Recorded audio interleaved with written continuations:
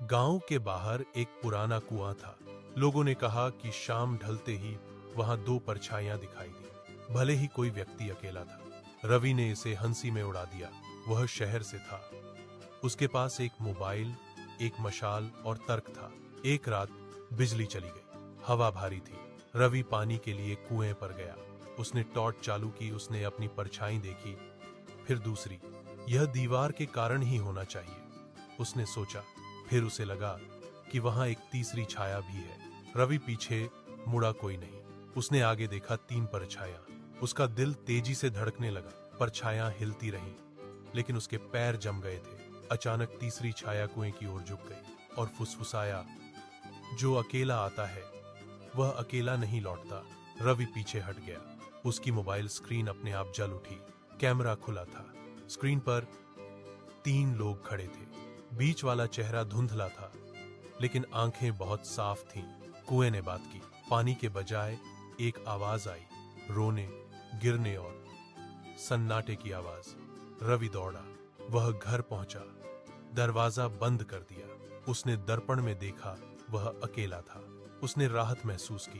तभी दीवार पर एक छाया दिखाई दी। 1, 2 और एक तीसरा उसके कंधे पर हाथ रखकर खड़ा था। सुबह ग्रामीणों ने कहा, आज कुआं बहुत शांत है।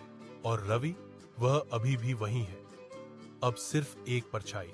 ग्रामीणों ने कुएं से परहेज किया। उन्होंने रवि के भाग्य की कहानियां फुसफुसाईं। एक चेतावनी कथा। कुछ लोगों ने दावा किया कि उन्होंने रात में कुएं के पास धुंधली रोशनी टिमटिमाते हुए देखी। कुछ लोगों ने कसम खाई कि उन्होंने हवा में फुसफुसाहटें सुनी। कुआं अपनी गुप्त बात की रक्षा करने वाला एक खामोश प्रहरी बनकर वहीं खा रहा। वर्षों बीत गए और रवि की कहानी एक किंवदंती बन गई। यात्री शापित रास्ते से बचने के लिए चक्कर लगाते थे। बच्चों को चेतावनी दी गई थी कि वे अंधेरा होने के बाद कभी भी कुएं के पास न जाएं। गांव की बुजुर्ग अन्या नाम की एक बुद्धिमान महिला कुएं की शक्ति को समझती थी। वह जानती थी कि यह अकेलेपन और डर पर पलता है। अन्या ने कुएं का सामना करने का फैसला किया।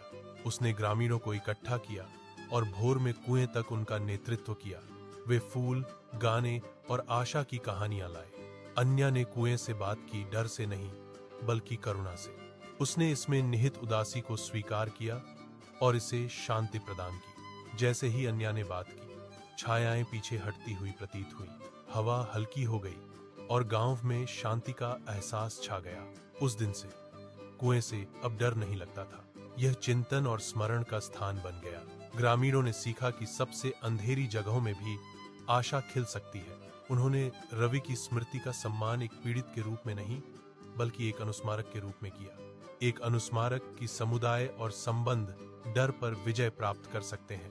कुआं एकता की शक्ति के प्रमाण के रूप में खड़ा था। इसने एक नई कहानी फुसफुसाई, साहस और लचीलेपन की कहानी। छायाएं फीकी पड़ गईं। उनकी जगह उगते सूरज की गर्मी ने ले ली। पाठ: हर कहानी अंधविश्वास नहीं होती, कुछ चेतावनियां होती हैं, अन्य मुक्ति के अवसर होते हैं।